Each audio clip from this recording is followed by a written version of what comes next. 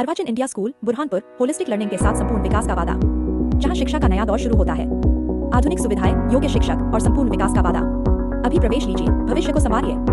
एक बात ध्यान रखना, ठेकेदार को स्पष्ट रूप से बोल देना कि क्वालिटी में कोई भी कॉम्प्रोमाइज नहीं होगा। ये ब्रीच का मामला है और मुझे जरा सा भी भनक पड़ा तो मैं किसी को नहीं छोड़ूंगी। और मैं तो ये काम में सुनूंगी नहीं कि ये हो रहा है दीदी, इसने ये बोला, उसने वो बोला, ये मैं सुनूंगी नहीं।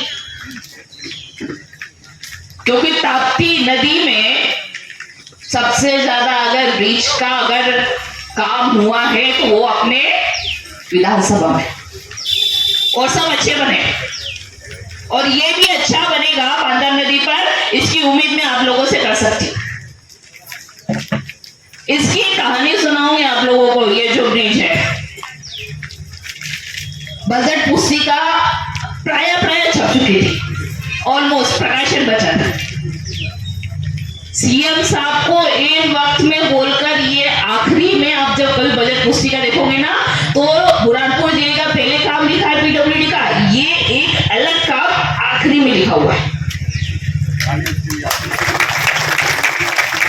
वो भी इतना कि भाई साहब बहुत जरूरी है, 7 गांव 8 गांव वहीं से चलते हैं, ब्रिज बिल्कुल बंद है, कोई हादसा हो जाएगा। कलेक्टर ने भव्य मित्र कि उनने इतना पत्रचार किया, आप इस बारे देखना, उनने आखिरी वक्त में वो ब्रिज जोड़ा और आज हम उसका भूमि पूजन करें। तो मेरा यही है कि इसको आप लोगों को मेंटेन करना पड़ेगा। तो मेरा आप सभी से निवेदन है, सभी से, सेतु निर्माण से भी और आपसे भी, कि आप लोग इसका ध्यान रखेंगे। और कलेक्टर साहब से भी एक निवेदन है, एक समस्या हमारी केंद्रीय विद्यालय की, सब दूर अपडेट हो रहा है दादा आपके लिए। वो सब दूर अपडेट हो रहा है सिर्फ नेपाल छोड़ के। मतलब जो केंद्रीय विद्यालय है, कई नई बिल्डिंगें बन रही है, कई बहुत सारे अतिरिक्त बहुत सारी सुविधा मिल रही है, एक नेपाल को छोड़ के। वो इसलिए क्योंकि हमारे यहाँ वो जिस जमीन पर बनी है वो हमारे नेपाल लिमिटेड की लीज की जमीन पर है। तो मेरा आपसे निवेदन है कि आप केंद्र में और कलेक्टर साहब आप ऊपर इस विषय को जरूर रखें, क्योंकि हमारे बच्चे यहाँ से बाहर बुरहानपुर पढ़ने जाते हैं, कहीं पर ये दूसरी सरकारी स्कूल में, जब अपने पास केंद्रीय विद्यालय है तो बाहर क्यों पढ़ने जाए? वो इसलिए कि सीटर कम है और जब तक अपग्रेड होगा नहीं, जब तक वो बिल्डिंग ज्यादा बढ़ेगी नहीं, और जब तक वो नेपाल लिमिटेड उसको 100 सीटर महिला पुरुष छात्रावास के लिए 4 करोड़ 40 लाख रुपए की लागत से स्वीकृति हुई है। देड़तलाई में 4 करोड़ रुपए की लागत का बालक छात्रावास, शेखापुर में 4 करोड़ रुपए की लागत का बालक छात्रावास, खतनार में 4 करोड़ के कन्या उत्कृष्ट छात्रावास, चांदनी कन्या आश्रम में 2 करोड़ 75 लाख रुपए की लागत की स्वीकृति है। और नए स्वीकृत मार्ग जो है, पांगरी में 2 करोड़ 75 लाख रुपए का छात्रावास, पांडरी में 2 करोड़ 75 लाख का छात्रावास, दवाटिया में 2 करोड़ 75 लाख का छात्रावास, सीवर में 2 करोड़ 75 लाख का छात्रावास, बोरी में सेम राइज के लिए 4 करोड़।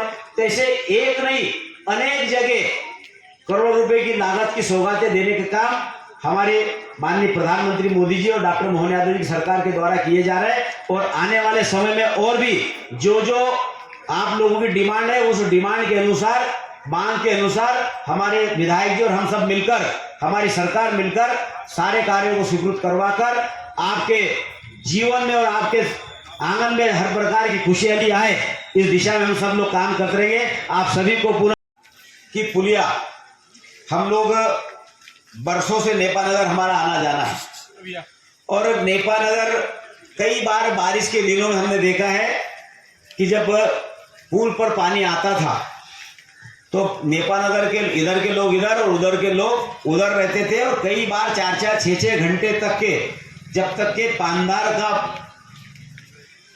पूर जो है कम नहीं होता था तब तक के उस पुल पर पानी रहता था।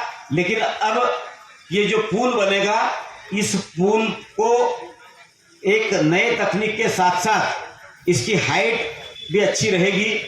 और जैसा कि हमारे विधायक जी ने आप सबको, हमारी एजेंसी को बता दिया, हमारे अधिकारी को बता दिया कि किसी भी काम की गुणवत्ता अच्छी होना चाहिए, क्योंकि गुणवत्ता अच्छी रखने के लिए ना तो सिर्फ जनप्रतिनिधि या अधिकारी या ठेकेदार की जिम्मेदारी नहीं है, गुणवत्ता अच्छी हो इसके लिए हमारी जनता जनार्दन की भी जिम्मेदारी विशेष रूप से है।